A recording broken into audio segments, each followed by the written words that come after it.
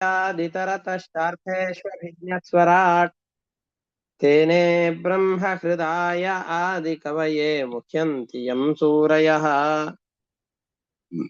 तेजो वारिमृदां यथा विनिमयो यत्र त्रिसर्गो मृषा धाम्ना स्वेन सदा निरस्तकुहकं सत्यं परं धीमहि निगमकल्पतरोर्गलितं फलं शुकमुखादमृतद्रवसंयुतम् पिबत भागवतं रसमालयं मुहुरहो रसिकाः भुवि भावुकाः दारिद्र्यदुःखज्वरदाहितानां मायापिशाची परिमर्दितानां संसारसिन्धौ परिपातितानां क्षेमाय वै भागवतं प्रगर्जति साङ्केत्यं पारिहास्यं वा स्तोभं हेलनमेव वा वैकुण्ठनामग्रहणम् अशेषाघहरं विदुः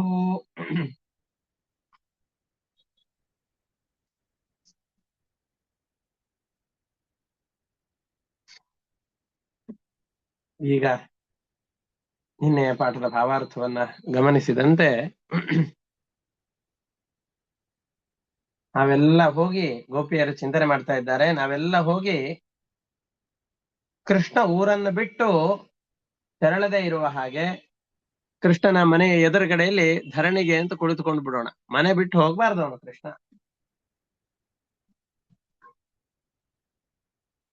ನಾವೇನಾದ್ರೂ ಹೋಗಿ ತಡೆದ್ರೆ ಇವರೆಲ್ಲ ನಮ್ಮ ಆದೇಶವನ್ನ ಧಿಕ್ಕರಿಸಿಕೊಂಡು ಹೋಗ್ತಾ ಇದ್ದಾರೆ ಅಂತಂದುಕೊಂಡು ಮ್ಯಾಕ್ಸಿಮಮ್ ಏನ್ ಮಾಡಬಹುದು,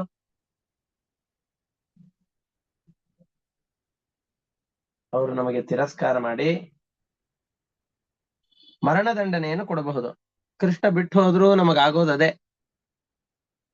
ಹಾಗಾಗಿ ಸಿಗುವ ಫಲ ಒಂದೇ ಅಂತಾದಾಗ ಯಾಕೆ ಹೆದರ್ಬೇಕು, ನಾವೆಲ್ಲ ಹೋಗೋಣ, ಬಿಟ್ಟು ಹೋಗೋಣ, ಕೃಷ್ಣನನ್ನ ತಡೆಯೋಣ ಅಂತ ಎಲ್ಲರೂ ಪ್ರಯತ್ನ ಪೂರ್ವಕವಾಗಿ ಕೃಷ್ಣನನ್ನ ತಡೆಯಲಿಕ್ಕೆ ಅಂತ ಗೋಪಿಯರು ತೆರಳುತ್ತಾ ಇದ್ದಾರೆ. ಅವರು ಮತ್ತೆ ಯೋಚನೆ ಮಾಡ್ತಾ ಇದ್ದಾರೆ, ಕೃಷ್ಣನನ್ನು ಬಿಟ್ಟು ಬದುಕುವ ಸಾಮರ್ಥ್ಯ ನಮಗಿದೆಯೇ? ಇಲ್ಲ ಅಂತ ಹೇಳ್ತಾ ಇದ್ದಾರೆ. ಯಾಕೆ? ನಮಗೆ ಕೃಷ್ಣನ ಜೊತೆಯಲ್ಲಿ ನೃತ್ಯವನ್ನು ಮಾಡುವಾಗ, ರಾಸಕ್ರೀಡೆಯ ಸಂದರ್ಭದಲ್ಲಿ ಕೃಷ್ಣನ ಪ್ರೀತಿ ನಮಗೆ ಸಿಗ್ತಾ ಇತ್ತು. ಅವನು ಒಳ್ಳೆ ಮಾತು, ಅವನ ಜೊತೆಯಲ್ಲಿರುವಂತಹ ಆ ಕ್ರೀಡೆ, ಅವನ ಕಣ್ಣಿನ ನೋಟ, ಅವನ ಒಳ್ಳೆ ನಗು, ಇದೆಲ್ಲವೂ ಕೂಡ ನಮಗೆ ಅನಾಯಾಸವಾಗಿ ಸಿಗ್ತಾ ಇತ್ತು. ರಾತ್ರಿಯ ಸಂದರ್ಭದಲ್ಲಿ ಇಡೀ 12 ಗಂಟೆಗಳ ರಾತ್ರಿ ಅಥವಾ 10 ಗಂಟೆಗಳಷ್ಟು ರಾತ್ರಿಯ ಕಾಲ ಅಂತ ಏನ್ ಕಳೀತೇವೋ, ಕ್ಷಣ ಮಾತ್ರದಲ್ಲಿ ಆ ಇಡೀ ರಾತ್ರಿ ಕಳೆದ ಹಾಗೆ ಆಗ್ತಾ ಇತ್ತು. ಯಾಕೆ? ಕೃಷ್ಣನ ನಮ್ಮ ಜೊತೆಯಲ್ಲಿ ಇರ್ತಾ ಇತ್ತು. ಕೃಷ್ಣ ಇನ್ ಮೇಲೆ ಅಲ್ಲಿಗೆ ಹೋದವನು ವಾಪಸ್ ಬರಲಿಲ್ಲ ಅಂತ ಹೇಳಿದ್ರೆ, ನಮ್ಮನ್ನ ಅಷ್ಟು ಪ್ರೀತಿಯಿಂದ ನೋಡುವವರು ಯಾರಿದ್ದಾರೆ, ಮಾತನಾಡಿಸುವವರು ಯಾರಿದ್ದಾರೆ? ಕೃಷ್ಣನ ಆ ಸಾಂತ್ವನದ ಮಾತು, ಸೌಜನ್ಯದ ವರ್ತನೆ, ಕೃಷ್ಣನ ಆಲಿಂಗನ, ಇವು ಯಾವುದು ನಮಗೆ ಸಿಗೋದಿಲ್ಲ. ಕೃಷ್ಣನ ಈ ವಿರಹವನ್ನ ನಾನು ತಾಳಿಕೊಳ್ಳೋದು ಹೇಗೆ? ಕೃಷ್ಣನನ್ನ ಅಗಲಿ ಭೂಮಿಯಲ್ಲಿ ವಾಸ ಮಾಡ್ಲಿಕ್ಕೆ ನಮಗೆ ಸಾಧ್ಯವೇನೋ? ಬದುಕಿಡ್ಲಿಕ್ಕೆ ಸಾಧ್ಯ ಇಲ್ಲ. ಸಾಯಂಕಾಲದ ಹೊತ್ತು ಕೃಷ್ಣ ಬಲರಾಮರು ಇಬ್ರು ಕೂಡ ಯಾವಾಗ ಗೋಕುಲದಿಂದ ಹೊರಟು ಬರ್ತಾರೋ ಅಂತ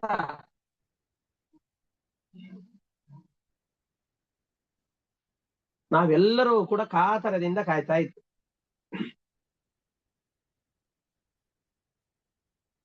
ಕೃಷ್ಣ ಮತ್ತು ಬಲರಾಮರು ಇಬ್ರು ಬರ್ತಾ ಇದ್ದಾಗ ಅವರು ಎದುರಿನಲ್ಲಿ ಹಸುಗಳೆಲ್ಲವೂ ಕೂಡ ವೇಗವಾಗಿ ಓಡಿಕೊಂಡು ನಡೆದುಕೊಂಡು ಬರುವ ಸಂದರ್ಭದಲ್ಲಿ ಹಸುಗಳ ಮಧ್ಯದಲ್ಲೋ ಹಿಂಭಾಗದಲ್ಲೋ ಇದ್ದಂತಹ ಇವರಿಬ್ಬರ ಮುಖಗಳು ಕೂಡ ಧೂಳಿನಿಂದ ಮುಚ್ಚಿ ಹೋಗಿ ಬಿಡ್ತಾ ಇತ್ತು. ಇವನ ಗುಂಗುರು ಗೂದಲುಗಳಾಗ್ಲಿ ಅಥವಾ ಕಂಠದಲ್ಲಿ ಧರಿಸಿದಂತಹ ವನಮಾಲೆ ಆಗ್ಲಿ ಯಾವುದು ನಮ್ಮ ಕಣ್ಣಿಗೆ ಗೋಚರವಾಗ್ತಾ ಇರ್ಲಿಲ್ಲ.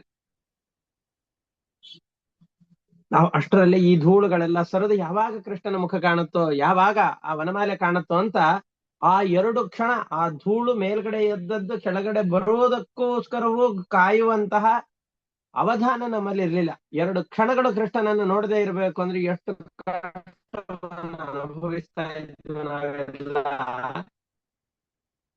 ಅಂತಹ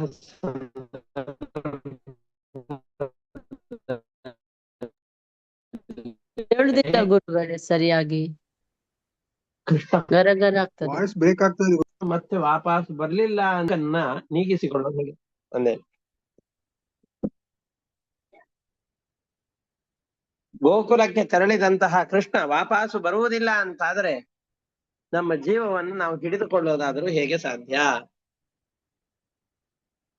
ಹೀಗೆ ಕೃಷ್ಣನಲ್ಲಿಯೇ ಪೂರ್ತಿಯಾಗಿ ಮನಸ್ಸಿಟ್ಟು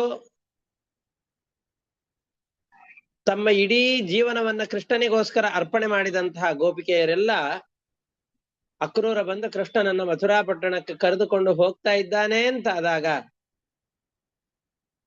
ಜೋರಾಗಿ ಗೋವಿಂದ, ದಾಮೋದರ, ಅಚ್ಯುತ, ಮಾಧವ ಅಂತ ಜೋರಾಗಿ ಪರಮಾತ್ಮನ ನಾಮಸ್ಮರಣೆಯನ್ನು ಮಾಡ್ತಾ ಇಡೀ ರಾತ್ರಿಯಲ್ಲಿ ಅಳುತ್ತಾ ಇದ್ದಾರೆ. ಮದುವೆಯ ಸಂದರ್ಭದಲ್ಲಿ ಮಗಳನ್ನ ತಮ್ಮ ಅಳಿಯನ ಮನೆಗೆ ಕಳಿಸಬೇಕು, ನಾಳೆ ಮದುವೆ ಇದೆ ಅಂತಾದಾಗ ಯಾವ ಪರಿಯಾದ ವೇದನೆಯನ್ನು ಅವರು ಅನುಭವಿಸಿರಬಹುದು.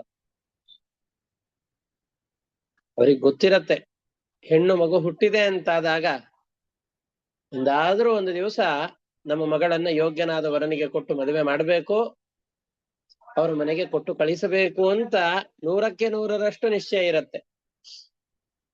ಮೊದಲಿಗೆ ಈ ವಿಷಯ ಗೊತ್ತಿದ್ರು ಆ ಕಳಿಸುವ ಸಂದರ್ಭದಲ್ಲಿ ಅಷ್ಟು ವೇದನೆಯನ್ನು ಅನುಭವಿಸ್ತಾರೆ ಅಂತಾದ್ರೆ ಪ್ರಾಣದಂತಿರುವಂತಹ ಕೃಷ್ಣ ಎಂದೆಂದಿಗೂ ನಮ್ಮನ್ನು ಬಿಟ್ಟು ಹೋಗಲಾರ ಅಂತ ತಿಳಿದುಕೊಂಡವರು ಈಗ ನಾಳೆ ದಿಢೀರಂತ ನಮ್ಮಿಂದ ದೂರವಾಗ್ತಾ ಇದ್ದಾನೆ ಅಂತ ಗೋಪಿಕೆಯರಿಗೆ ತಿಳಿದಾಗ ಮೈಮೇಲಿನ ಪ್ರಜ್ಞೆಯನ್ನು ಕಳೆದುಕೊಳ್ತಾ ಇದ್ದಾರೆ, ಮೂರ್ಛಿತರಾಗ್ತಾ ಇದ್ದಾರೆ. ಜೋರಾದ ಧ್ವನಿಯಲ್ಲಿ ಕೃಷ್ಣನನ್ನ ನೆನಪಿಸಿಕೊಂಡು ಕರೆದು ಅಳ್ತಾ ಇದ್ದಾರೆ. ಇಡೀ ರಾತ್ರಿ ಅಳುವಿನಲ್ಲಿಯೇ ಕಳೆದು ಹೋಗಿದೆ. ಸೂರ್ಯೋದಯವಾಗಿದೆ. ಅಕ್ರೂರನಿಗೆ ಇದು ಯಾವುದರ ಪರಿವೆಯೂ ಇಲ್ಲ. ಕೃಷ್ಣ ಬರ್ತಾನೆ ಅಂತ ಬಹಳ ಸಂತೋಷವಾಗಿದೆ. ಕೃಷ್ಣನ ಆಲಿಂಗನವಾಯಿತು, ಕೃಷ್ಣನ ಪಾದಸ್ಪರ್ಶವಾಯಿತು, ಕೃಷ್ಣನ ಜೊತೆಯಲ್ಲಿ ಕುಳಿತು ಹೇಳಬೇಕಾದ ವಿಷಯವನ್ನು ಹೇಳಬೇಕಾಯ್ತು. ನಾಳೆ ಕೃಷ್ಣನನ್ನ ಕರೆದುಕೊಂಡು ಹೋಗ್ತೇನೆ ಅಂತ ಬಹಳ ಸಂತೋಷದಲ್ಲಿ ರಾತ್ರಿ ತುಂಬಾ ಒಳ್ಳೆ ನಿದ್ದೆಯನ್ನು ಮಾಡ್ದ.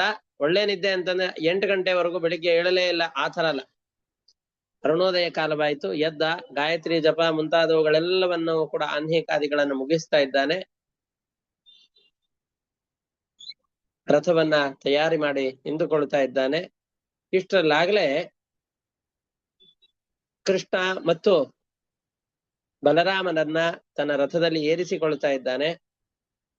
ಹಿಂದಿನ ದಿನವೇ ನಂದಗೋಪ ಆದೇಶ ಮಾಡಿದ ಹಾಗೆ ಗೋಪಾಲಕರೆಲ್ಲರೂ ಕೂಡ ಎದ್ದು ಕಪ್ಪ ಕಾಣಿಕೆಗಳನ್ನ ಜೋಡಿಸಿಕೊಂಡು ಅನೇಕ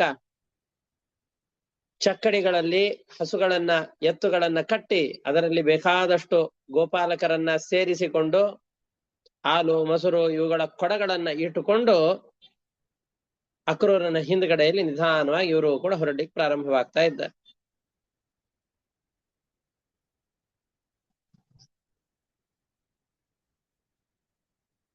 ಕೃಷ್ಣನನ್ನ ಹೋಗ್ತಾ ಇದ್ದಾನಲ್ಲ, ಹೋಗುವ ಕೃಷ್ಣ ಗೋಪಿಯರು ಕೂಡ ಹಿಂಬಾಲಿಸ್ತಾ ಇದ್ದಾರೆ. ಅಪ್ಪ, ಸ್ತ್ರೀಯರಿಗೆ ಮನಸ್ಸಿನಲ್ಲಿ ಏನೇನೋ ತೊಳಲಾಟಗಳಿರತ್ತೆ, ಏನನ್ನೋ ಹೇಳಬೇಕು ಅಂತ ಅಂದುಕೊಳ್ತಾರೆ. ಆದ್ರೆ ಎಲ್ಲವನ್ನು ಹೇಳುವಂತಹ ಮನಸ್ಸಿನಲ್ಲಿ ಆ ತರದ ಧೈರ್ಯ ಇರೋದಿಲ್ಲ. ಅದನ್ನ ಕಾರ್ಯಗತವನ್ನಾಗಿ ಮಾಡುವಂತಹ ಆ ಕಠೋರತೆ ಅವರಲ್ಲಿ ಇರೋದಿಲ್ಲ. ಪಾಪ ಏನೋ ಕೃಷ್ಣ ಹೋಗ್ತಾ ಇದ್ದಾನೆ, ಹೋಗುವ ಕೃಷ್ಣನನ್ನು ನಾವ್ಯಾಕೆ ತಡಿಬೇಕು? ಆದ್ರೆ ಕೃಷ್ಣ ಹೋಗುವ ಸಂದರ್ಭದಲ್ಲಿ ನಮ್ಮ ನೆನಪಾಗಿ ಒಂದು ಕ್ಷಣದಲ್ಲಿ ಆದ್ರೂ ಬೇಗ ಬಂದ್ಬಿಡ್ತೇನೆ ಅಂತ ತಮ್ಮ ಕಡೆಯಲ್ಲಿ ತಿರುಗಿ ಹೇಳಿದ್ರೆ ಸಾಕು ಅಂತ ಗೋಪಿಯರು ಬಹಳ ದೂರದವರೆಗೂ ಕೂಡ ಕೃಷ್ಣನನ್ನ ಹಿಂಬಾಲಿಸ್ತಾ ಇದ್ದಾರೆ. ಆದ್ರೆ ಕೃಷ್ಣ ಇದನ್ನ ಅರಿತುಕೊಂಡಿದ್ದಾನೆ. ರಥದಲ್ಲಿದ್ದಾನೆ ಕೃಷ್ಣ, ಅಲ್ಲಿಯೇ ಇದ್ದಂತಹ ಗೋಪಾಲಕರ ಮುಖಾಂತರವಾಗಿ ಹೇಳಿ ಕಳಿಸ್ತಾ ಇದ್ದಾನೆ, ಯೋಚನೆ ಮಾಡಬೇಡಿ, ಆದಷ್ಟು ಬೇಗ ಬರ್ತೇನೆ ಅಂತ ದೂತರ ಮುಖಾಂತರವಾಗಿ ಹೇಳಿ ಕೃಷ್ಣ ಕಳಿಸಿಕೊಡ್ತಾ ಇದ್ದಾನೆ. ಕೃಷ್ಣ ಆದಷ್ಟು ಬೇಗ ಬಂದ್ಬಿಡ್ತಾನೆ ಗೋಕುಲಕ್ಕೆ. ಮತ್ತೆ ವಾಪಸ್ ಬರೋದು ಕೃಷ್ಣ ಇನ್ನು 36 ವರ್ಷಗಳಾದ ನಂತರದಲ್ಲಿ ಬರ್ತಾನೆ. ಕೃಷ್ಣ ಈಗ ಮಥುರಾ ಪಟ್ಟಣಕ್ಕೆ ಹೋಗ್ತಾ ಇರುವಂತಹದ್ದು ಅವನ 10ನೇ ವರ್ಷದಲ್ಲಿ. ಮತ್ತೆ ವಾಪಸ್ ಬರೋದು 40ರ ವಯಸ್ಸಿನ ಆಸುಪಾಸಿನಲ್ಲಿ. ಹೀಗೆ ಕೃಷ್ಣ ಅದಕ್ಕೆ ಹೊರಡ್ತಾ ಇದ್ದಾನೆ. ಏವಂ ಬ್ರುವಾಣ ವಿರಹಾತುರಾಭೃಶಂ ವ್ರಜ ಸ್ತ್ರಿಯಃ ಕೃಷ್ಣ ನಿಷಕ್ತ ಮಾನಸಾಃ ವಿಸೃಜ್ಯ ಲಜ್ಜಾಮೃರುದು ಸ್ಮ ಸುಸ್ವರಂ ಗೋವಿಂದ ದಾಮೋದರ ಮಾಧವೇತಿ. ಕೃಷ್ಣನಲ್ಲೇ ಮನಸ್ಸನ್ನಿಟ್ಟಂತಹ ಗೋಪಿಯರೆಲ್ಲ ತಮ್ಮ ದುಃಖವನ್ನ ಪರಸ್ಪರ ಮಾತನಾಡಿಕೊಂಡು ವ್ಯಕ್ತಪಡಿಸಿಕೊಳ್ತಾ ಇದ್ದಾರೆಯೇ ಹೊರತಾಗಿ ಯಾರ ಎದುರಿನಲ್ಲೂ ಹೇಳಿಲ್ಲ. ಗೋಪಾಲರ ಎದುರಿನಲ್ಲಿ ಹೋಗಿ ಹೇಳಿಲ್ಲ. ಕೃಷ್ಣನ ಮನೆಯ ಎದುರಿನಲ್ಲಿ ಧರಣಿಯನ್ನು ಕೂಡಬೇಕು ಅಂತ ಅಂದುಕೊಂಡವರು ಅದನ್ನೂ ಮಾಡ್ಲಿಲ್ಲ. ಇತ್ತ ಸೂರ್ಯ ಎಂದಿಗೂ ಕಾಯೋದಿಲ್ಲಲ್ಲ, ರಾತ್ರಿ ಮುಗಿಯದೇ ಇರ್ಲಿ, ಸೂರ್ಯ ಬಾರದೇ ಇರ್ಲಿ, ಸೂರ್ಯ ಬಂದ್ರೆ ಕೃಷ್ಣ ನಮ್ಮನ್ನು ಬಿಟ್ಟು ಹೋಗ್ತಾನೆ, ಈ ರಾತ್ರಿಯು ಕಳೆಯದೇ ಇರ್ಲಿ ಅಂತ ಗೋಪಿಕೆಯರೆಲ್ಲ ಯೋಚನೆ ಮಾಡ್ತಾ ಇದ್ದಾರೆ. ಆದ್ರೆ ಸ್ತ್ರೀಣಾಮೇವಂ ರುದಂತೀನಾಂ ಉದಿತೆ ಸವಿತರ್ಯಥ ಅಕ್ರೂರಶ್ಚೋದಯಾಮಾಸ ಕೃತ ಮೈತ್ರ್ಯಾದಿಕೋ ರಥಂ. ಅಕ್ರೂರ ಬೆಳಿಗ್ಗೆ ಬೇಗ ಎದ್ದಿದ್ದಾನೆ, ಸೂರ್ಯೋದಯವಾಗ್ತಾ ಇದೆ.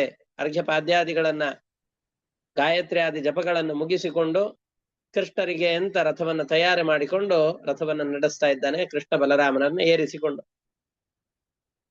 ಗೋಪಾಸ್ತಮನ್ವ ಸಜ್ಜಂತ ನಂದಾದ್ಯ ಶಕಟೈಸ್ತತಃ ಆದಾಯೋಪಾಯನಂ ಭೂರಿ ಕುಂಭಾನ್ ಗೋರಸ ಸಂಭೃತಾನ್. ಬೇಕಾದಷ್ಟು ಹಾಲು ಮೊಸರು ತುಪ್ಪ ಇವುಗಳ ಗಡಿಗೆಯನ್ನು ಇಟ್ಟುಕೊಂಡು ನಂದನೆ ಮೊದಲಾದಂತಹ ಎಲ್ಲ ಗೋಪಾಲಕರು ಕೂಡ ಬಿಲ್ಲು ಹಬ್ಬವನ್ನ ನೋಡ್ಬೇಕು ಅನ್ನುವ ಉದ್ದೇಶದಿಂದ ಮಥುರಾ ಪಟ್ಟಣಕ್ಕೆ, ಈ ಹಳ್ಳಿಯವರು ದಿಲ್ಲಿಗೆ ಹೋಗೋದು ಅಂತ ನಮ್ಮ ಕಡೆಗಳಲ್ಲೆಲ್ಲ ಪ್ರಸಿದ್ಧಿ ಇದೆ.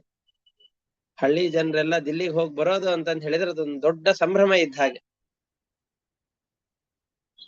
ಯಾರಾದ್ರೂ ನಮ್ಮ ಹಳ್ಳಿಗಳ ಕಡೆಗಳಲ್ಲಿ ಬೆಂಗಳೂರಿಗೆ ಹೋಗಿ ಬಂದಿದ್ದಾನೆ ಅಂತಂತ ಹೇಳಿದ್ರೆ ಅವನ ಬಳಿಯಲ್ಲಿ ಉಳಿದವರೆಲ್ಲ ಕುಳಿತುಕೊಂಡು ಏನೇನು ನೋಡಿದೆ, ಏನೇನು ಹೊಸತನ ಇದೆ, ಏನೇನು ಅಂತ ಕೇಳ್ತಾ ಇರ್ತಾರೆ. ಹಾಗೆ ನಾವು ಕೂಡ ಅಂತಹ ದೊಡ್ಡದಾದ ಪಟ್ಟಣ ಮಥುರಾ ಪಟ್ಟಣ, ಆ ಪಟ್ಟಣಕ್ಕೆ ಹೋಗಿ ಬಂದ್ರೆ ನಮಗೂ ಒಂದು ಗತ್ತು ಬರುತ್ತೆ, ನಾವು ಆ ಪಟ್ಟಣಕ್ಕೆ ಹೋಗಿ ಬಂದವರಾಗ್ತೇವೆ, ಅಲ್ಲಿರುವಂತಹ ದೊಡ್ಡ ಜಾತ್ರೆಗಳಲ್ಲಿ ಭಾಗವಹಿಸಬಹುದು ಅಂತ ಬಹಳ ಸಂತೋಷದಿಂದ ತರಾತುರಿಯಲ್ಲಿ ಅವರು ಕುದುರೆಗಳನ್ನ ಅದೇ ರೀತಿಯಾಗಿ ಹಸುಗಳನ್ನ ಚಕ್ಕಡಿಗೆ ಕಟ್ತಾ ಇದ್ದಾರೆ, ತಯಾರಾಗಿ ಅಕ್ರೂರನ ಹಿಂದ್ಗಡೆಯಲ್ಲಿ ಹೋಗ್ತಾ ಇದ್ದಾರೆ. ಅವರೆಲ್ಲ ಯೋಚನೆ ಮಾಡ್ತಾ ಇದ್ದಾರೆ, ಪ್ರತ್ಯಾದೇಶಂ ಭಗವತಃ ಕಾಂಕ್ಷಂತ್ಯಶ್ಚಾವತ ಸ್ಥಿರೆ. ಕೃಷ್ಣ ಬರ್ತೇನೆ ಅಂತ ಹೇಳ್ತಾನೋ ಏನೋ ಅಂತ ಗೋಪಿಯರೆಲ್ಲ ಕಾಯ್ತಾ ಇದ್ದಾರೆ. ಕೃಷ್ಣನಿಗೆ ಎಲ್ಲರ ಮನಸ್ಸಿನ ಯೋಚನೆಗಳು ಅರ್ಥವಾಗುತ್ತೆ. ಕೃಷ್ಣ ಒಬ್ಬ ದೂತನ ಮುಖಾಂತರವಾಗಿ ಹೇಳಿ ಕಳಿಸ್ತಾ ಇದ್ದಾನೆ, ಆದಷ್ಟು ಬೇಗ ಬರ್ತೇನೆ, ಯೋಚನೆ ಮಾಡಬೇಡಿ, ಮನೆಗೆ ತೆರಳಿ ಅಂತ ಹೇಳಿ ಕಳಿಸ್ತಾ ಇದ್ದಾನೆ. ತಾಸ್ತಥಾ ತಪ್ಯತೀರ್ವೀಕ್ಷ್ಯ ಸ್ವಪ್ರಸ್ಥಾನೇ ಯದೂತ್ತಮಃ ಸಾಂತ್ವಯಾಮಾಸ ಸಂಪ್ರೇಷ್ಯೈಃ ಆಯಾಸ್ಯೇ ಇತಿ ದೌತ್ಯಕೈಃ. ಆದಷ್ಟು ಬೇಗ ಬರ್ತೇನೆ ಅಂತ ಹೇಳಿ ದೂತರ ಮುಖಾಂತರವಾಗಿ ಹೇಳಿ ಕಳಿಸ್ತಾ ಇದ್ದಾನೆ. ಅವ್ರು ನೋಡ್ತಾ ನಿಂತಿದ್ದಾರೆ. ಎಲ್ಲಿವರೆಗೂ ನೋಡ್ತಾ ಇದ್ರು, ರಥದ ಧ್ವಜ ಎಲ್ಲಿವರೆಗೂ ಇವ್ರಿಗೆ ಕಾಣಿಸ್ತಾ ಇತ್ತು ಅಲ್ಲಿವರೆಗೂ ನೋಡ್ತಾ ಇದ್ದಾರೆ. ಆಮೇಲೆ ರಥದ ಧ್ವಜವೂ ಕಾಣದೇ ಇರುವ ಹಾಗಾಯ್ತು, ಬರೀ ಧೂಳು ಮಾತ್ರ ಕಾಣಿಸ್ತಾ ಇತ್ತು. ಆಮೇಲೆ ಧೂಳು ಕಾಣದ ಹಾಗಾಯ್ತು. ಅಲ್ಲಿಯೇ ಬಹಳ ಹೊತ್ತು ನಿಲ್ತಾ ಇದ್ದಾರೆ. ಕೃಷ್ಣ ಹೋಗಿದ್ದಾನೆ,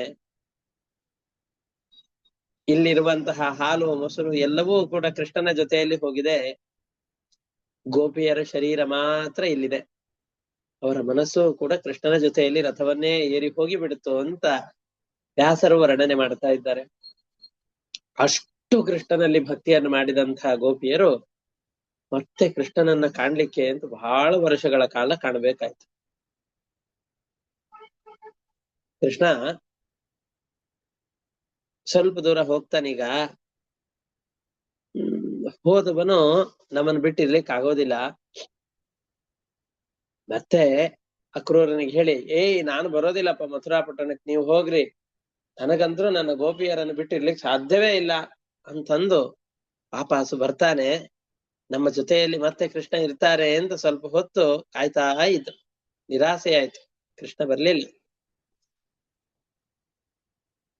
ಆದ್ರೆ ಅವರೆಲ್ಲ ವಾಪಸ್ ಬರ್ತಾ ಇದ್ದಾರೆ. ಬಂದು ಸಮಯವನ್ನ ಕಳಿಬೇಕಲ್ಲ, ಏನ್ ಮಾಡೋದು?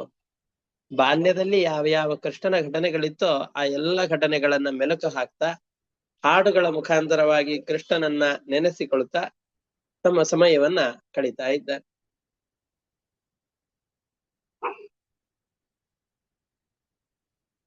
ತಾನಿರಾಶಾ ನಿವವ್ರತು ಗೋವಿಂದ ವಿನಿವರ್ತನೆ ವಿಶೋಕ ಅಹನಿ ನಿನ್ಯು ಗಾಯಂತ್ಯ ಪ್ರಿಯ ಚೇಷ್ಟಿತಂ.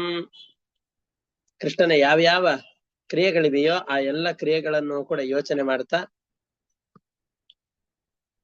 ಕೃಷ್ಣನ ಬರುವಿಕೆಯನ್ನೇ ಕಾಯ್ತಾ, ಕೃಷ್ಣ ಈಗ ಬರಬಹುದು, ಬರಬಹುದು ಅಂತ ಯೋಚನೆ ಮಾಡ್ತಾ ಹಗಲು ರಾತ್ರಿಗಳನ್ನ ಕಳೀತಾ ಇದ್ದಾರೆ.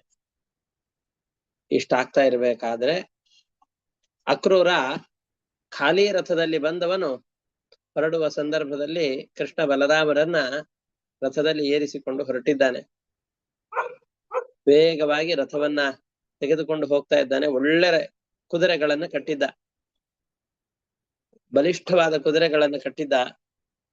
ಆ ಕುದುರೆಗಳ ಮುಖಾಂತರವಾಗಿ ಯಮುನಾ ನದಿಯನ್ನ ದಾಟಿ ರಥದಲ್ಲಿ ವೇಗವಾಗಿ ಹೋಗ್ತಾ ಇದ್ದಾರೆ. ಸ್ವಲ್ಪ ಹೊತ್ತಾಗಿದೆ, ತೀರ್ಥ ಕ್ಷೇತ್ರಕ್ಕೆ ಬಂದಿದ್ದೇವೆ. ಯಮುನಾ ನದಿ ಪುಣ್ಯ ತೀರ್ಥ. ಅಂತಹ ನದಿ ಸಮೀಪಕ್ಕೆ ಬಂದಾಗ ಸ್ನಾನ ಮಾಡದೇನೆ ಹೋಗೋದು ಹೇಗೆ ಅಂತಂದುಕೊಂಡು, ಕೃಷ್ಣರಾಮರೇ, ನೀವಿಬ್ರು ಇಲ್ಲೇ ಮರದ ನೆರಳಿನಲ್ಲಿ ವಿಶ್ರಾಂತಿಯನ್ನು ಪಡಿತಾ ಇರಿ, ನಾನು ಇಲ್ಲೇ ಯಮುನಾ ನದಿಗೆ ಹೋಗಿ ಸ್ನಾನ ಮಾಡಿಕೊಂಡು ಬರ್ತೇನೆ ಅಂತ ಹೇಳಿ ವಿಧ್ಯುಕ್ತವಾದ ರೀತಿಯಲ್ಲಿ, ಅಂದ್ರೆ ನೋಡಿ, ಸ್ನಾನವನ್ನು ವಿಧಿಯಲ್ಲಿ ಹೇಳಿದ ಹಾಗೆ ಮಾಡ್ತಾ ಇದ್ದಾರೆ. ಸ್ನಾನ ಮಾಡೋದು ಅಂತಂತ ಹೇಳಿದ್ರೆ ಮೈ ಮೇಲೆ 4 ತಂಬಿಗೆಗಳನ್ನು ನೀರು ಹಾಕೊಂಡು ಬಿಟ್ರೆ ಮುಗಿದು ಹೋಯ್ತು.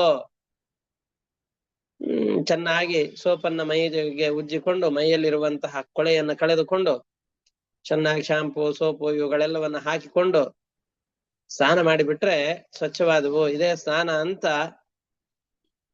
ಒಂದು ಭಾವನೆ ಇದೆ. ಇದು ಸ್ನಾನ ಅಲ್ಲ ಅಂತಲ್ಲ, ಇದು ಸ್ನಾನವೇ ಹೌದು. ಯಾಕೆ ಅಂದ್ರೆ ಸ್ನಾನ ಅನ್ನೋದಕ್ಕೆ ಶೌಚೆ, ಶುಚಿ ಆಗೋದನ್ನ ಸ್ನಾನ ಅಂತ ಕರೀತಾರೆ. ನಮ್ಮ ಸ್ನಾನ ಬರೀ ದೈಹಿಕವಾದ ಶುದ್ಧಿಯನ್ನಷ್ಟೇ ತಂದು ಕೊಡಬಾರದು, ಮಾನಸಿಕವಾದ ಶುದ್ಧಿಗೂ ಇದು ಕಾರಣವಾಗಬೇಕು. ಅಂತಹದ್ದನ್ನೇ ಸ್ನಾನ ಅಂತ ಕರೀತಾರೆ. ಮಾನಸಿಕವಾದಂತಹ ಶುದ್ಧಿಗೆ ಅದು ಹೇಗೆ ಕಾರಣವಾಗತ್ತೆ? ಹೇಗೆ ಅಂತಂದ್ರೆ ಆ ಸ್ನಾನವನ್ನು ಮಾಡುವ ಸಂದರ್ಭದಲ್ಲೂ ಕೂಡ ನಾನು ಸ್ನಾನ ಮಾಡುವಂತಹ ಈ ನದಿಯ ನೀರಿನಲ್ಲಿ ಗಂಗಾದಿ ಸಕಲ ತೀರ್ಥಗಳ ಅಭಿಮಾನಿ ದೇವತೆಗಳು, ಆ ಎಲ್ಲ ತೀರ್ಥಾಭಿಮಾನಿ ದೇವತೆಗಳು, ಅದು 3 ಕೋಟಿ ತೀರ್ಥಾಭಿಮಾನಿಗಳ ಸಾರ್ಧ ತ್ರಿಕೋಟಿ ದೇವತಾ ಸನ್ನಿಹಿತೆ ಅಂತ ಹೇಳ್ತಾರೆ. 3.5 ಕೋಟಿ ದೇವತೆಗಳು ನೀರಿನ ಕಣಕಣದಲ್ಲೂ ಕೂಡ, ಭರತ ಭೂಮಿಯಲ್ಲಿ ಹರಿಯುವಂತಹ ಕಣಕಣದಲ್ಲೂ ಕೂಡ 3.5 ಕೋಟಿ ದೇವತೆಗಳು ಸನ್ನಿಹಿತರಾಗಿರ್ತಾರೆ ಅನ್ನುವ ಚಿಂತನೆ ಇರಬೇಕು. ಈ ನೀರು ಒಂದಲ್ಲ ಒಂದು ರೀತಿಯಿಂದಾಗಿ ಪರಮಾತ್ಮನಿಗೆ ಸ್ಪರ್ಶವಾದದ್ದು, ಪರಮಾತ್ಮನಿಗೆ ಸಂಪೃಕ್ತವಾದದ್ದು, ಪರಮಾತ್ಮನಿಗೆ ಉಪಯೋಗಿಸಲ್ಪಟ್ಟದ್ದು ಅಂತ ಚಿಂತನೆಯಿಂದ ಗಂಗಾಜನಕನಾದಂತಹ ತ್ರಿವಿಕ್ರಮನನ್ನ ಸ್ಮರಣೆ ಮಾಡಿಕೊಂಡು, ನನ್ನ ದೇಹದಲ್ಲಿ ಪರಮಾತ್ಮ ಸನ್ನಿಹಿತನಾಗಿದ್ದಾನೆ, ನಾನು ಹಾಕಿಕೊಳ್ಳುವಂತಹ ಪ್ರತಿಯೊಂದು ನೀರಿನ ಹನಿಯೂ ಕೂಡ ಭಗವಂತನಿಗೆ, ದೇಹದಲ್ಲಿರುವಂತಹ ಪರಮಾತ್ಮನಿಗೆ ಅಭಿಷೇಕವಾಗ್ಲಿ ಅನ್ನುವ ಚಿಂತನೆಯಿಂದ ಸ್ನಾನವನ್ನು ಮಾಡಬೇಕು.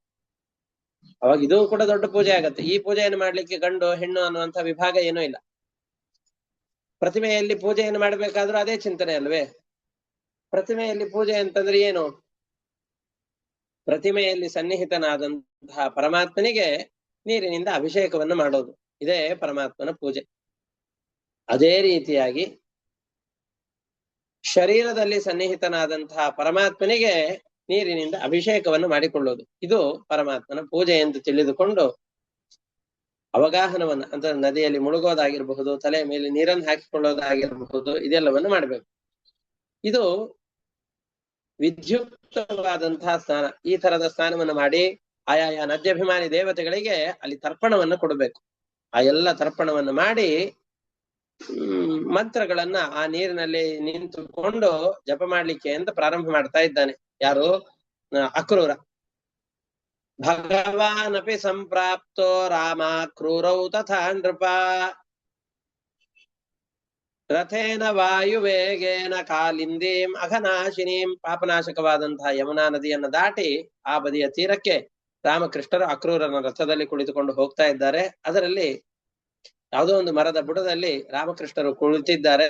ಸ್ವಲ್ಪ ದೂರ ಹೋದ ನಂತರದಲ್ಲಿ ವಿಶ್ರಾಂತಿಗೋಸ್ಕರವಾಗಿ ಅಕ್ರೂರ ಯಮುನಾ ನದಿಗೆ ಸ್ನಾನಕ್ಕೆ ಅಂತ ಇಳಿದಿದ್ದಾನೆ. ತತ್ರೋಪಸ್ಪೃಶ್ಯ ಪಾನೀಯಂ ಪೀತ್ವಾ ಮೃಷ್ಟಂ ಮಣಿಪ್ರಭಂ ವೃಕ್ಷಖಂಡಂ ಉಪವ್ರಜ್ಯ ಸ ರಾಮೋ ರಥಮಾವಿಶತ್. ಆ ನೀರನ್ನು ಕುಡಿದು ರಾಮಕೃಷ್ಣರು ಮರದ ಕೆಳಗಡೆಯಲ್ಲಿ ಕೂತರು. ರಾಮಕೃಷ್ಣರು ಯಮುನಾ ನದಿಯ ನೀರನ್ನು ಕುಡಿಬೇಕು ಅಂದ್ರೆ ಆಗಿನ ಕಾಲದಲ್ಲಿ ಎಷ್ಟು ಪ್ಯೂರ್ ಆಗಿತ್ತು ಅಂತ ಯೋಚನೆ ಮಾಡ್ಬೇಕು. ಈಗ ಅದರಲ್ಲಿ ಸ್ನಾನ ಮಾಡ್ಲಿಕ್ಕೂ 4-6 ಬಾರಿ ವಿಚಾರ ಮಾಡಬೇಕಾದಂತಹ ಸಂದರ್ಭಗಳಿದೆ. ಮಥುರಾ ಅನ್ನೋ ನಗರದ ಸಮೀಪದಲ್ಲಿ ಯಮುನಾ ನದಿಯನ್ನು ನೋಡ್ಬಿಟ್ರೆ ಮೇಲ್ಗಡೆಯಲ್ಲಿ ಒಂದು ಲೇಯರ್ ಪೂರ್ತಿ ಎಣ್ಣೆ ತೇಲ್ತಾ ಬರ್ತಾ ಇರುತ್ತೆ. ಫ್ಯಾಕ್ಟ್ರಿಗಳಿಂದ ಬರುವಂತಹ ಕಲ್ಮಶಗಳೆಲ್ಲ ನದಿಯನ್ನು ಸೇರಿ ಇಡೀ ನದಿ ಅಪವಿತ್ರವಾಗಿ ಹೋಗಿದೆ. ಅಪವಿತ್ರ ಮಾಡಿದ್ದೇವೆ ನಾವು. ನದ್ಯಾಭಿಮಾನಿ ದೇವತೆಗಳೆಲ್ಲ ನಮ್ಮ ಮೇಲೆ ಶಾಪ ಹಾಕ್ತಾ ಇರ್ತಾರೆ. ಆದರೆ ರಾಮಕೃಷ್ಣರು ಆ ನದಿಯ ನೀರನ್ನು ಕುಡಿದು ಮರದ ನೆರಳಿಗೆ ಬಂದು ಕೂತಿದ್ದಾರೆ. ಮರದ ನೆರಳಿನಲ್ಲೇ ರಥವನ್ನು ನಿಲ್ಲಿಸಿದ್ದ. ಆ ರಥದ ಒಳಗಡೆಯಲ್ಲಿ ಮರದ ಕೆಳಗಡೆಯಲ್ಲಿ ನೆರಳಿದೆ, ಅದರಲ್ಲಿ ಸುಖವಾಗಿ ರಾಮಕೃಷ್ಣರು ಕೂತಿದ್ದಾರೆ. ಅಕ್ರೂರ ಸ್ನಾನ ಮಾಡ್ಕೊಂಡು ಬರ್ತೇನೆ ಅಂತ ಹೋಗ್ತಾ ಇದ್ದಾನೆ. ಅಕ್ರೂರಸ್ತಾವುಪ ಮಂತ್ರ ನಿವೇಶ್ಯ ಚರಥೋಪರಿ ಕಾಲಿಂದ್ಯಾ ಹೃದಮಾಗಮ್ಯ ಸ್ನಾನಂ ವಿಧಿವದಾಚರತ್. ಅಕ್ರೂರ ಆ ಯಮುನಾ ನದಿಗೆ ಬಂದು ಸ್ನಾನವನ್ನು ಮಾಡ್ತಾ ಇದ್ದಾನೆ. ನೀರಿನಲ್ಲಿ ಮುಳುಗಿ ಸ್ನಾನ ಮಾಡ್ಬೇಕಲ್ಲ. 3 ಬಾರಿ ಮುಳುಗ್ತೇವಲ್ಲ ನಾವ್ ಯಾವ್ದಾದ್ರು ನದಿಗೆ ಹೋದ್ರೆ. ಮುಳುಗಿ ಅಘಮರ್ಷಣ ಸೂಕ್ತಗಳು ಅಂತಿವೆ, ಅಂದ್ರೆ ಪಾಪ ಪರಿಹಾರಕವಾದಂತಹ ಸೂಕ್ತಗಳು. ನಾವು ಸಂಧ್ಯಾ ವಂದನೆಯ ಸಂದರ್ಭದಲ್ಲಿ ಆ ಮಂತ್ರಗಳೆಲ್ಲವನ್ನು ಕೂಡ ಹೇಳ್ಕೊಳ್ಳುತ್ತೇವೆ. ಆಪೋ ಹಿಷ್ಟಾಮ ಯೋ ಭುವಃ ತಾನ ಊರ್ಜೆ ದಧಾತ ನಾಮ ಹೇರಣಾಯ ಚಕ್ಷಸೆ ಯೋವ ಶಿವತಮೋರಸಃ ತಸ್ಯ ಭಾಜಯತೆ ಹನಃ ಉಷತೀರಿವ ಮಾತರಃ ತಸ್ಮಾ ಅರಂಗಮಾಮುವೋ ಯಸ್ಯ ಕ್ಷಯಾಯ ಜಿನ್ವಥ ಆಪೋ ಜನಯಥಾಚನಃ. ಇವೇ ಮೊದಲಾದಂತಹ ಅನೇಕ ಮಂತ್ರಗಳಿವೆ. ಮಾರ್ಜನ ಮಂತ್ರಗಳು, ಅದೇ ರೀತಿಯಾಗಿ ಅಘಮರ್ಷಣ ಮಂತ್ರಗಳು. ಮರ್ಷಣ ಅಂತಂದ್ರೆ ಪಾಪಗಳು, ಅದನ್ನು ಮರ್ಷಣ ಪರಿಹಾರ ಮಾಡುವಂತಹ ಮಂತ್ರಗಳು, ವೇದದ ಮಂತ್ರಗಳು. ಆ ಮಂತ್ರಗಳನ್ನು ಹೇಳಿ ಪ್ರೋಕ್ಷಣೆ ಮಾಡಿಕೊಳ್ಳೋದು, ಮುಳುಗ ಹಾಕೋದು, ಪ್ರಾಶನ ಮಾಡೋದು, ಇದೆಲ್ಲವೂ ಇರತ್ತೆ. ಆ ಮಂತ್ರಗಳನ್ನು ಜಪ ಮಾಡ್ತಾ ಇದ್ದಾನೆ. ನೀರಿನಲ್ಲಿ ಮುಳುಗ್ತಾ ಇದ್ದಾನೆ. ಆ ನೀರಿನ ಒಳಗಡೆಯಲ್ಲಿ ರಾಮಕೃಷ್ಣರು ಕಾಣಿಸ್ತಾ ಇದ್ದಾರೆ. ಆಶ್ಚರ್ಯ. ದಿಗ್ಗಂತ ತಲೆಯ ಮೇಲ್ಗಡೆ ಎತ್ತಿ ರಥದ ಕಡೆಯಲ್ಲಿ ನೋಡ್ತಾ ಇದ್ದಾನೆ. ರಥದಲ್ಲೂ ರಾಮಕೃಷ್ಣರು ಕೂತಿದ್ದಾರೆ. ಅಯ್ಯೋ, ರಾಮಕೃಷ್ಣರು ರಥದಲ್ಲಿದ್ದಾರೆ, ಇಲ್ಲಿ ಹೇಗೆ ಕಾಣಿಸ್ತಾ ಇದ್ದಾರೆ? ನೀರಿನ ಒಳಗಿದ್ದಾರೆ ಅಂತಂದು ಹೇಳಿದ್ರೆ ರಥದಿಂದ ಬಿಟ್ಟು ಬೇಗನೆ ಇಲ್ಲೇ ಬಂದು ನನ್ನ ಜೊತೆಯಲ್ಲೇ ಆಟ ಆಡ್ಲಿಕ್ಕೆ ಬಂದ್ರೆ ಏನೋ ಮಕ್ಕಳ ಹಾಗಿದ್ದಾರೆ ಅಂತ ಅಂದುಕೊಂಡು ರಥದ ಕಡೆ ನೋಡ್ತಾ ಇದ್ದಾನೆ. ರಥದಲ್ಲೂ ಅವರೇ ಇದ್ದಾರೆ. ನಿಮಜ್ಯ ತಸ್ಮಿನ್ ಸಲಿಲೆ ಜಪನ್ ಬ್ರಹ್ಮ ಸನಾತನಂ ತಾಮೇವ ದದೃಶೇ ಕ್ರೂರೋ ರಾಮಕೃಷ್ಣಂ ಸಮನ್ವಿತೌ. ನೀರಿನಲ್ಲಿ ಮುಳುಗಿ ಅಘಮರ್ಷಣ ಮಂತ್ರಗಳು ಅದು ಇದು ಎಲ್ಲ ಮಂತ್ರಗಳನ್ನು ಹೇಳಿಕೊಂಡು ಜಪ ಮಾಡ್ಕೊಂಡು ಮುಳುಗ್ತಾ ಇದ್ದಾನೆ. ಅಲ್ಲಿ ರಾಮಕೃಷ್ಣಂ ಸಮನ್ವಿತೌ, ರಾಮಕೃಷ್ಣರು ಇಬ್ರು ಒಟ್ಟಿಗೆ ಇದ್ದಾರೆ. ನೀರಿನ ಒಳಗಡೆಯಲ್ಲಿ ರಾಮಕೃಷ್ಣರನ್ನ ನೋಡ್ತಾ ಇದ್ದಾರೆ. ತೌ ರಥಸ್ಥೌ ಕಥಮಿಹ ಸುತಾವಾನಕ ದುಂದುಭೇ ತರ್ಹಿ ಸ್ವಿತ್ಸ್ಯಂದನೇನಸ್ತಃ ಇತ್ಯುನ್ಮಜ್ಯ ವ್ಯಚಷ್ಟಸಃ. ನೀರಿನೊಳಗಡೆಯಲ್ಲಿದ್ದಾರ, ಹಾಗಾದ್ರೆ ಮಕ್ಕಳೇನು ರಥದಿಂದ ಬಿಟ್ಟು ಇಲ್ಲೇ ಬಂದ್ಬಿಟ್ರ ಏನೋ ಅಂತ ಇಲ್ಲಿ ನೋಡಿದ್ರೆ ಆ ರಥದಲ್ಲೇ ನೋಡ್ತಾ ಇದ್ದಾರೆ. ರಥವನ್ನು ನೋಡ್ತಾ ಇದ್ದಾನೆ. ತತ್ರಾಪಿ ಚ ಯಥಾ ಪೂರ್ವಮಾಸೀನೌ ಪುನರೇವ ಸಹ ನಿಮಜ್ಯ ದರ್ಶನಂ ಮೇನೆ ವೃಷಾ ಕಿಂ ಸಲಿಲೆ ತಯೋಃ. ರಥದ ಕಡೆಯಲ್ಲಿ ನೋಡಿದ್ರೆ ರಥದಲ್ಲಿ ರಾಮಕೃಷ್ಣರು ಹಾಗೆಯೇ ಕೂತಿದ್ದಾರೆ. ಆಮೇಲೆ ಅವನಿಗೆ ಅನ್ನಿಸ್ತು, ಅಯ್ಯೋ ನಮಗೆ ಯಾವ್ದಾದ್ರು ಒಬ್ಬ ವ್ಯಕ್ತಿಗಳನ್ನ ನೋಡ್ತಾ ಇದ್ರೆ ನೋಡಿದಲ್ಲಿ ಕಂಡಲ್ಲೆಲ್ಲ ಬರೀ ಅವರನ್ನೇ ನೋಡಿದ ಹಾಗಾಗತ್ತೆ. ಯಾವ್ದೋ ಒಂದು ಶಬ್ದವನ್ನು ಕೇಳಿ ಕೇಳಿ ಕೇಳಿ ಕೇಳಿ ಅಭ್ಯಾಸ ಇದ್ರೆ ಆ ವ್ಯಕ್ತಿಗಳಿಂದ ದೂರದಲ್ಲಿದ್ರು ಕೂಡ ಯಾರೋ ಮಾತನಾಡಿದ್ರು ಆ ವ್ಯಕ್ತಿಗಳೇ ಮಾತನಾಡಿದ್ದಾರೆ ಅನ್ನುವಂತಹ ಭ್ರಮೆಗೆ ಒಳಗಾಗ್ತೇವಲ್ಲ.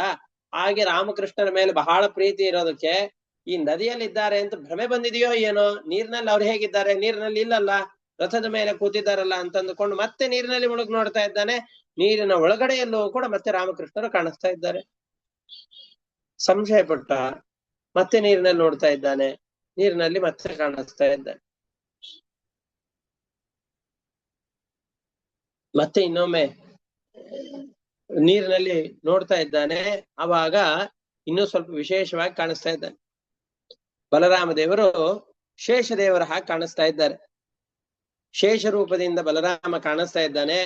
ಅವನ ಸುತ್ತಿನಲ್ಲಿ ಎಲ್ಲ ನಾಗರಾಜರು ಕೂಡ, ನಾಗಗಳಿಗೆ ಒಡೆಯರಾದಂಥವ್ರು ಯಾರ್ಯಾರಿದ್ದಾರೋ ಶೇಷದೇವರ ಅವತಾರರಾದಂತಹ ಬಲರಾಮ ಈಗ ಶೇಷದೇವರ ರೂಪದಲ್ಲಿ ಕಾಣಿಸ್ಕೊಳ್ತಾ ಇದ್ದಾನೆ. ಅವನ ಸುತ್ತಲೂ ಎಲ್ಲ ನಾಗರಾಜರು ಅವರು ಇವರು ಎಲ್ಲ ಸ್ತೋತ್ರ ಮಾಡ್ತಾ ಇದ್ದಾರೆ. ಸಾವಿರಾರು ಹೆಡೆಗಳಿವೆ. ಆ ಒಂದೊಂದು ಹೆಡೆಯ ಮೇಲೂ ಕೂಡ ಚಿನ್ನದ ಕಿರೀಟವನ್ನ ಧರಿಸಿಕೊಂಡಿದ್ದಾನೆ. ಶುದ್ಧವಾದ ಬಿಳಿಯಾದ ಬಣ್ಣ ಇದೆ. ಒಳ್ಳೆ ಪರ್ವತದ ಹಾಗೆ ಕಾಣಿಸ್ತಾ ಇದ್ದಾನೆ.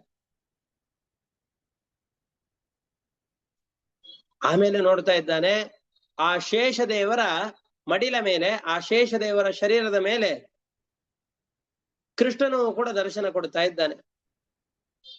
ಕೃಷ್ಣ ಕಪ್ಪಾದ ಬಣ್ಣ, 4 ಕೈಗಳು,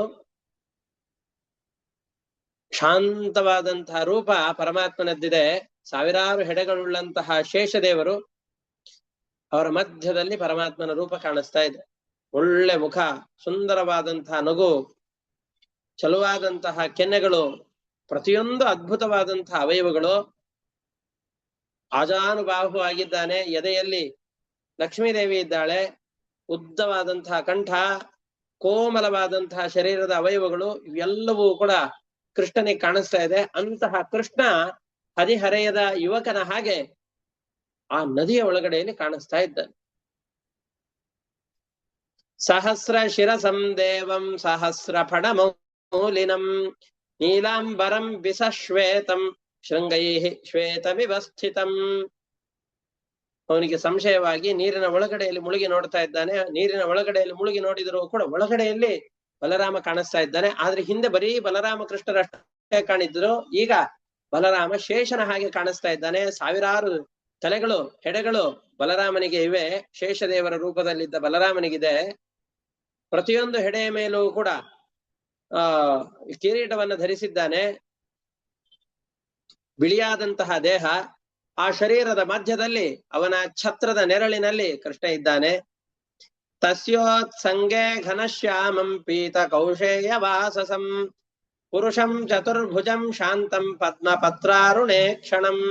4 ಕೈಗಳು, ಶಾಂತವಾದಂತಹ ಪುರುಷ, ಮೇಘಶ್ಯಾಮದಂತಹ ವರ್ಣವುಳ್ಳಂತಹ ಕೃಷ್ಣ ಆ ಶೇಷದೇವರ ಮಧ್ಯದಲ್ಲಿ ಕಾಣಿಸ್ತಾ ಇದ್ದಾನೆ.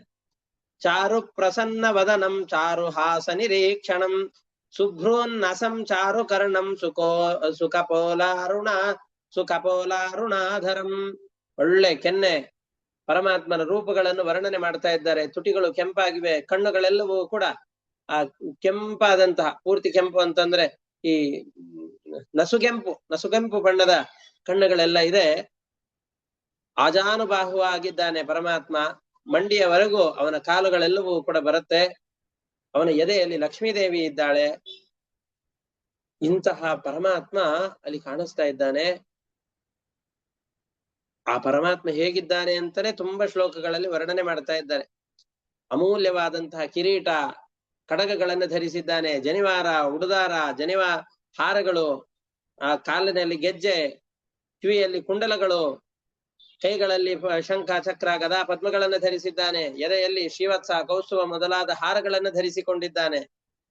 ಬ್ರಹ್ಮ ರುದ್ರಾದಿ ದೇವತೆಗಳು, ನಂದ, ಸುನಂದ ಮೊದಲಾದಂತಹ ಕೃಷ್ಣನ ದ್ವಾರಪಾಲಕರು, ಪ್ರಜಾಪತಿಗಳು, ಪ್ರಹ್ಲಾದರು, ನಾರದರು, ಇವರೇ ಮೊದಲಾದಂತಹ ಎಲ್ಲ ದೇವಾನುದೇವತೆಗಳು ಕೂಡ ಆ ಪರಮಾತ್ಮನ ಎದುರಿನಲ್ಲಿ ನಿಂತುಕೊಂಡು ಅವನ ಸ್ತೋತ್ರವನ್ನು ಮಾಡ್ತಾ ಇದ್ದಾರೆ.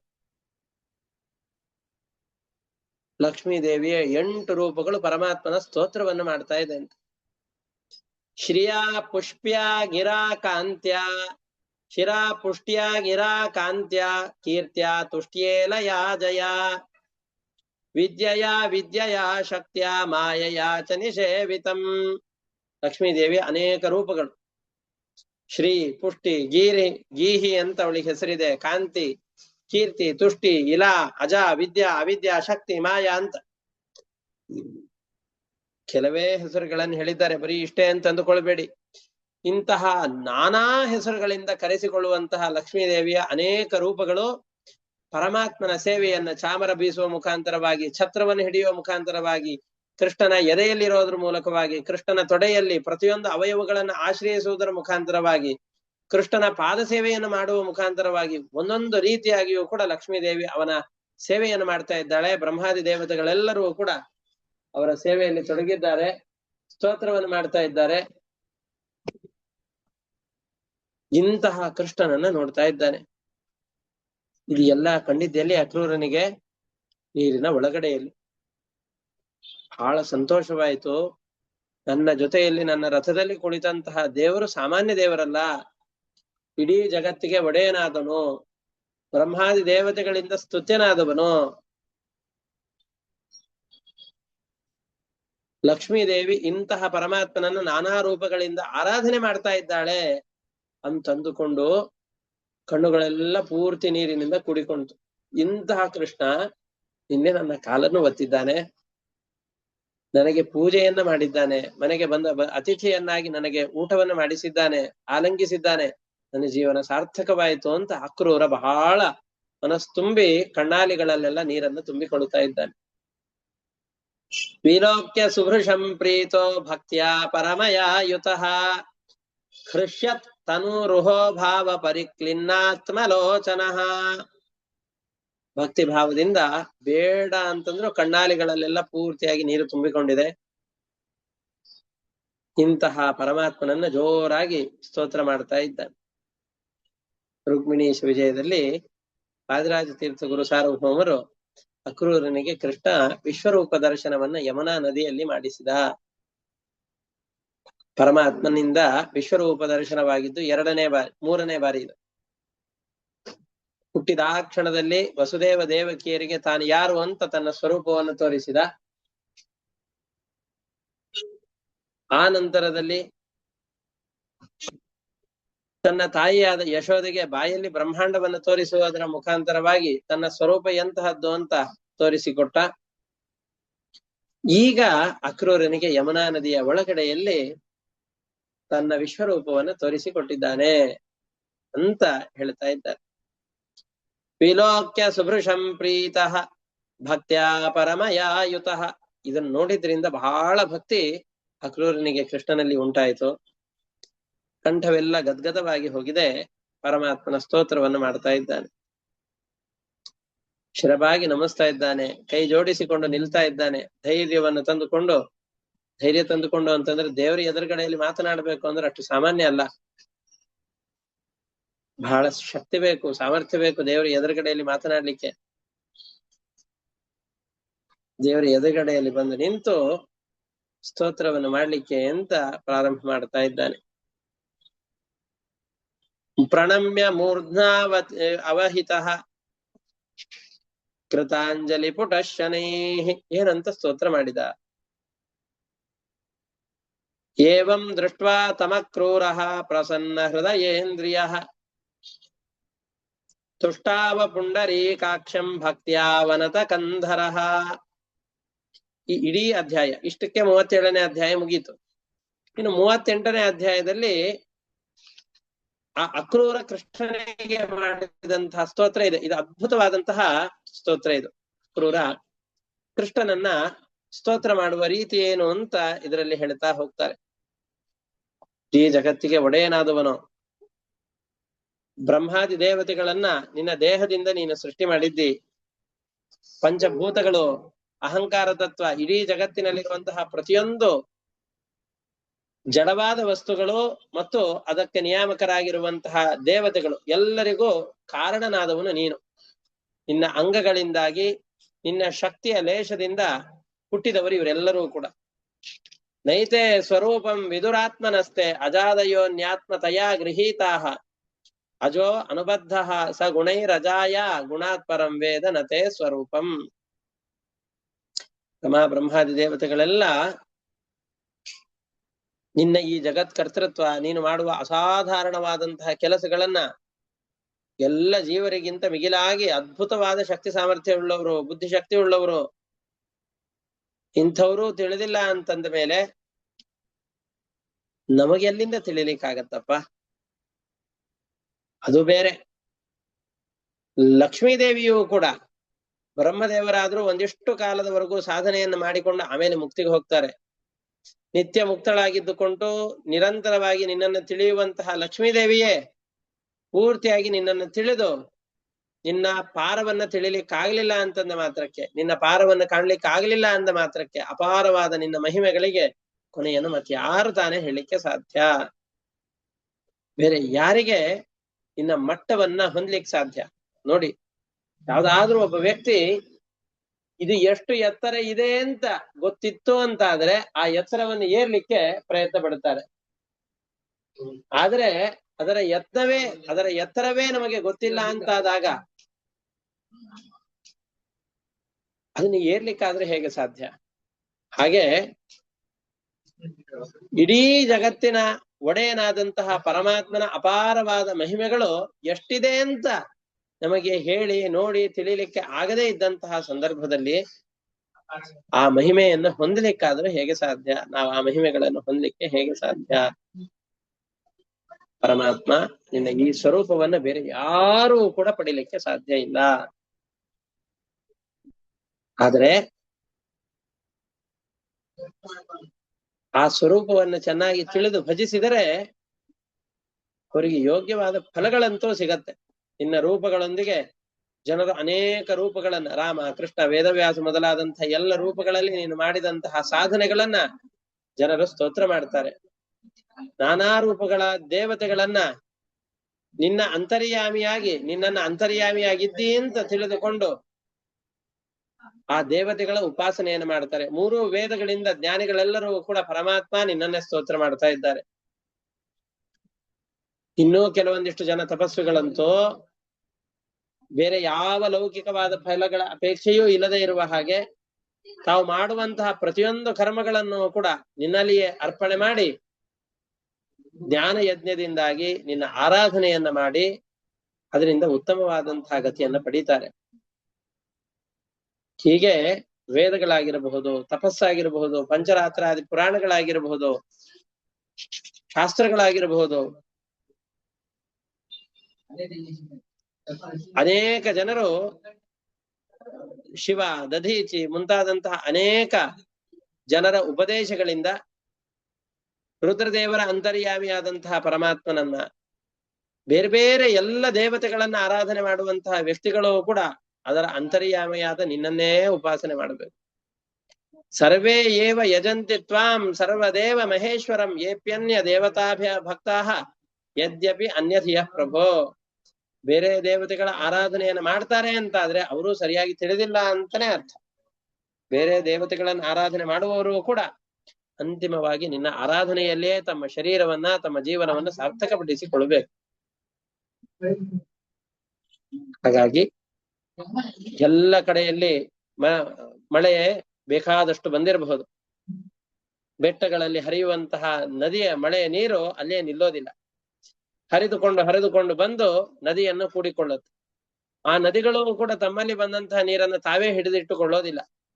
ಸಮುದ್ರಕ್ಕೆ ಬಂದು ತಮ್ಮಲ್ಲಿರುವಂತಹ ಎಲ್ಲ ನೀರನ್ನು ಕೂಡ ಸೇರಿಸುತ್ತೆ. ಹಾಗೆ ಬೇರೆ ಯಾವ ಯಾವ ದೇವತೆಗಳನ್ನ ನಾವು ಆಯಾಯ ಹೆಸರುಗಳಿಂದ ಕರೀತಾ ಇದ್ದೇವೋ ಆ ಎಲ್ಲ ಹೆಸರುಗಳು, ಬೇರೆ ದೇವತೆಗಳ ಪೂಜೆ, ನಮಸ್ಕಾರ ಇವೆಲ್ಲವೂ ಕೂಡ ಮಳೆಯ ನೀರು ನದಿಯನ್ನು ಸೇರಿ ನದಿಯಿಂದ ಸಮುದ್ರವನ್ನು ಹೋಗಿ ಸೇರಿದಂತೆ, ಬೆಟ್ಟದಿಂದ ಹರಿದುಕೊಂಡು ಬರುವಂತಹ ನದಿಯ ನೀರು ಸಮುದ್ರದ ಮುಖಾಂತರವಾಗಿ ಸಮುದ್ರವನ್ನು ಸೇರಿದಂತೆ ಪರಮಾತ್ಮ ನಿನ್ನ ಪ್ರತಿಯೊಂದು ಹೆಸರುಗಳೇ ದೇವತೆಗಳಲ್ಲಿದೆ. ಯಾವ ದೇವತೆಗಳನ್ನ ಕರೆದರೂ ಆ ದೇವತೆಗಳ ಶಬ್ದ ನಿನ್ನನ್ನೂ ಹೇಳುತ್ತೆ. ಇಂದ್ರ ಅನ್ನುವ ಶಬ್ದ ಇಂದ್ರನನ್ನೇ ಹೇಗೆ ಹೇಳುತ್ತಾ ಹಾಗೆ ನಿನ್ನನ್ನು ಹೇಳುತ್ತೆ. ವರುಣ ಅನ್ನುವ ಶಬ್ದ ವರುಣ ದೇವತೆಯನ್ನು ಹೇಗೆ ಹೇಳುತ್ತಾ ಹಾಗೆ ನಿನ್ನನ್ನು ಹೇಳುತ್ತೆ. ಶಿವ ಅನ್ನುವ ಹೆಸರು ರುದ್ರದೇವರನ್ನು ಹೇಗೆ ಹೇಳುತ್ತಾ ಹಾಗೆ ನಿನ್ನನ್ನು ಹೇಳುತ್ತೆ. ಬ್ರಹ್ಮ ಅನ್ನುವ ಶಬ್ದ ಚತುರ್ಮುಖ ಬ್ರಹ್ಮದೇವರನ್ನು ಹೇಗೆ ಹೇಳುತ್ತಾ ಹಾಗೆ ನಿನ್ನನ್ನು ಹೇಳುತ್ತೆ. ಹೀಗೆ ಪ್ರತಿಯೊಂದು ಶಬ್ದಗಳಿಂದ ಕರೆಸಿಕೊಳ್ಳುವವನು ನೀನು. ಬೇರೆ ಎಲ್ಲ ದೇವತೆಗಳಿಗೆ ನಮಸ್ಕಾರ ಮಾಡಿದ್ದು ಕೂಡ ಕೊನೆಗೆ ನಿನಗೇ ಹೋಗಿ ಮುಟ್ಟುತ್ತದೋ. ಹೀಗೆ ಪ್ರತಿಯೊಬ್ಬ ಜೀವನು ಮಾಡುವಂತಹ ಪ್ರತಿಯೊಂದು ಸತ್ಕರ್ಮಗಳ ಸಾರ ಫಲಭೋಕ್ತೃವಾದಂಥವನು ನೀನು. ನಾವೆಲ್ಲ ಈ ಸಂಸಾರದಲ್ಲಿ ಬಿದ್ದು ಬಿಟ್ಟಿದ್ದೇವೆ. ಮತ್ತೆ ಮತ್ತೆ ಈ ಸಂಸಾರದಲ್ಲಿ ತಿರುಗು ಮುರುಗು ಬರ್ತಾ ಇದ್ದೇವೆ. ನಮ್ಮನ್ನು ಈ ಸಂಸಾರ ಸಾಗರದಿಂದ ದಾಟಿಸಬೇಕು ಅಂತಾದ್ರೆ ನೀನೇ ಅದಕ್ಕೆ ಸಮರ್ಥ. ನೀನು ನಮ್ಮನ್ನ ಈ ಸಂಸಾರ ಸಾಗರದಿಂದ ದಾಟಿಸು ಅಂತ ಹೇಳ್ತಾ ಇದ್ದಾರೆ. ತುಭ್ಯಂ ನಮಸ್ತೆ ಸ್ವವಿಷಕ್ತ ದೃಷ್ಟಯೇ ಸರ್ವಾತ್ಮನೆ ಸರ್ವಧಿಯಾಂಚ ಸಾಕ್ಷಿಣೆ ಗುಣ ಪ್ರವಾಹೋಯಂ ಅವಿದ್ಯೆಯ ಅಸಕೃತ ಪ್ರವರ್ತತೆ ದೇವ ನೃತಿರ್ಯಗಾತ್ಮಸು. ದೇವತೆಗಳು, ನರರು, ಈ ತೃಣಜೀವರು, ಪ್ರಾಣಿಗಳು ಯಾರ್ಯಾರಿದ್ದಾರೋ ಇವರೆಲ್ಲರೂ ಹುಟ್ಟೋದು, ಅವರ ಪ್ರವೃತ್ತಿ ಪ್ರತಿಯೊಂದು ಕೂಡ ನಿನ್ನಿಂದಲೇ ಆಗತ್ತೆ. ಅಂತಹ ಪರಮಾತ್ಮ ನೀನು ನಮ್ಮ ಈ ಸಂಸಾರ ಸಾಗರವನ್ನು ದಾಟಿಸು. ನಿನ್ನ ಮುಖದಿಂದ ದೇವತೆಗಳು ಜನಿಸಿದ್ದಾರೆ. ಅದರಲ್ಲಿ ಅಗ್ನಿದೇವರು ಮುಖದಿಂದ ಹುಟ್ಟಿದ್ದಾರೆ, ಪೃಥ್ವಿ ದೇವಿ ಪಾದದಿಂದ ಹುಟ್ಟಿದ್ದಾಳೆ, ಸೂರ್ಯ ಚಂದ್ರರು ಕಣ್ಣಿನಿಂದ ಹುಟ್ಟಿದ್ದಾರೆ, ಆಕಾಶ ನಿನ್ನ ನಾಭಿ ಪ್ರದೇಶದಿಂದ ಹುಟ್ಟಿದೆ, ನಿನ್ನ ಕಿವಿಗಳಿಂದ ದಿಕ್ಕುಗಳಿಗೆ ಅಭಿಮಾನಿಗಳಾದ ದೇವತೆಗಳು ಹುಟ್ಟಿದ್ದಾರೆ, ನಿನ್ನ ಉದರದಿಂದ ನಿನ್ನ ಹೊಟ್ಟೆಯಿಂದ ಸಮುದ್ರ ಹುಟ್ಟಿದೆ, ನಿನ್ನ ಪ್ರಾಣಶಕ್ತಿಯಿಂದ ವಾಯುದೇವರು ಹುಟ್ಟಿದ್ದಾರೆ. ಹೀಗೆ ಪ್ರತಿಯೊಬ್ಬ ದೇವತೆಗಳು ಕೂಡ ನಿನ್ನ ಅವಯವಗಳಿಂದ ಹುಟ್ಟಿದ್ದಾರೆ. ಈ ಎಲ್ಲವನ್ನೂ ಕೂಡ ನಾವು 2, 3ನೇ ಸ್ಕಂದದಲ್ಲಿ 3-4 ಬಾರಿ ಪರಮಾತ್ಮನ ಯಾವ ಅವಯವಗಳಿಂದ ಜಗತ್ತಿನಲ್ಲಿರುವ ಯಾವ ಪದಾರ್ಥಗಳು ಹುಟ್ಟಿವೆ, ನದಿ ಬೆಟ್ಟಗಳು, ಅಲ್ಲಿ ಹರಿಯುವಂತಹ ಝರಿಗಳು, ಪ್ರತಿಯೊಂದು ಕೂಡ ಪರಮಾತ್ಮನ ನರನಾಡಿಗಳು ಅದರಿಂದ ಹುಟ್ಟಿವೆ ಅಂತ ಚಿಂತನೆ ಮಾಡಬೇಕು ಅಂತ ಹೇಳಿದ್ದಾರೆ. ಪರಮಾತ್ಮನ ರೋಮಗಳು ಇವೆಲ್ಲವೂ ಕೂಡ ಔಷಧಿ ಸಸ್ಯಗಳು.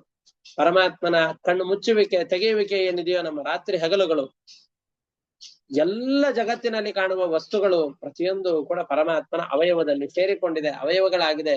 ಅದರಿಂದ ಪರಮಾತ್ಮನ ಅವಯವಗಳಿಂದ ಈ ಪದಾರ್ಥಗಳ ಉತ್ಪತ್ತಿಯಾಗಿದೆ. ಲೋಕದಲ್ಲಿರುವಂತಹ ಜನರು, ಲೋಕಪಾಲಕರು ಎಲ್ಲವೂ ಕೂಡ ನಿನ್ನಿಂದ ನಿರ್ಮಿತವಾಗಿದೆ. ನಿನ್ನ ಅವತಾರ ರೂಪಗಳೆಲ್ಲವೂ ಕೂಡ ನಮ್ಮ ಹಿತಕ್ಕೋಸ್ಕರವಾಗಿದೆ. ಇಂತಹ ಹಿತಕ್ಕೋಸ್ಕರ ಮಾಡಿದಂತಹ ಅವತಾರಗಳಿಂದಾಗಿ ನಮಗೆಲ್ಲ ಹಿತವಾಗ್ತಾ ಇದೆ, ಲೋಕಕ್ಕೂ ಹಿತವಾಗ್ತಾ ಇದೆ. ಮತ್ಸ್ಯಾದಿ ಅವತಾರಗಳಿಂದಾಗಿ ನೀನು ಎಷ್ಟೆಷ್ಟು ಕರ್ಮಗಳನ್ನು ಮಾಡಿದ್ದಿ ಅಂತ 10 ಅವತಾರದ ಕಥೆಯನ್ನು ಹೇಳುತ್ತಾನೆ. ಪ್ರಳಯ ಸಮುದ್ರದಲ್ಲಿ ಸತ್ಯವ್ರಚನೆಗೆ ರಕ್ಷಣೆಯನ್ನು ಕೊಟ್ಟವನು ನೀನು, ಮತ್ಸ್ಯರೂಪಿಯಾದ ಪರಮಾತ್ಮನಾಗಿ. ಮಧುಕೈಟಪನನ್ನ ಸಂಹಾರ ಮಾಡಿದವನು, ಹಯಗ್ರೀವಾಸುರನನ್ನ ಸಂಹಾರ ಮಾಡಿದನು ಹಯಗ್ರೀವ ರೂಪಿಯಾದಂತಹ ಪರಮಾತ್ಮ. ಮಂದರ ಪರ್ವತವನ್ನು ಧರಿಸಿ ಕೂರ್ಮ ರೂಪದಿಂದಾಗಿ ಬೆಟ್ಟವನ್ನು ಎತ್ತಿದವನು ಪರಮಾತ್ಮ ನೀನು. ನಿನಗೆ ನಮಸ್ಕಾರ. ಇಡೀ ಭೂಮಿಯನ್ನ ರಕ್ಷಣೆ ಮಾಡಬೇಕು ಎಂಬ ಉದ್ದೇಶದಿಂದ ವರಾಹ ಮೂರ್ತಿಯಾಗಿ ಅವತಾರ ಮಾಡಿದ್ದಿ ನೀನು. ನರಸಿಂಹನಾಗಿ ಬಂದು ಪ್ರಹ್ಲಾದನಿಗೆ ರಕ್ಷಣೆಯನ್ನು ಕೊಟ್ಟಿದ್ದಿ. ಮೂರ್ಲೋಕವನ್ನ ಅಳೆದಂತಹವನು ವಾಮನ ರೂಪಿಯಾಗಿ ಬಂದು ತ್ರಿವಿಕ್ರಮನಾಗಿ ಬೆಳೆದಂತಹ ಪರಮಾತ್ಮ ನೀನು. ನಿನಗೆ ನಮಸ್ಕಾರ.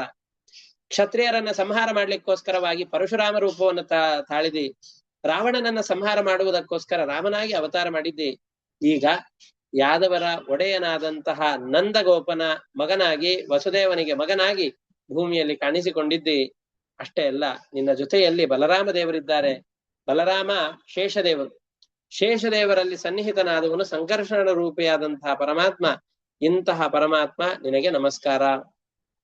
ದೈತ್ಯರನ್ನ, ದಾನವರನ್ನೆಲ್ಲ ಮೋಹ ಮಾಡ್ಲಿಕ್ಕೋಸ್ಕರವಾಗಿ ಬುದ್ಧ ರೂಪವನ್ನ ತಾಳಿ ಬಂದು ಅವರಿಗೆ ಮೋಹಕವಾದಂತಹ ಉಪದೇಶಗಳನ್ನು ಕೊಟ್ಟು ಅವರನ್ನ ದಾರಿ ತಪ್ಪಿಸಿದೆ.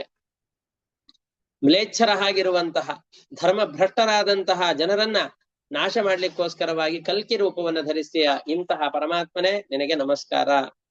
ನಿನ್ನ ಇಚ್ಛೆಯಿಂದ ನಾವೆಲ್ಲ ಸಂಸಾರ ಸಾಗರದಲ್ಲಿ ನಡೀತಾ ಇದ್ದೇವೆ.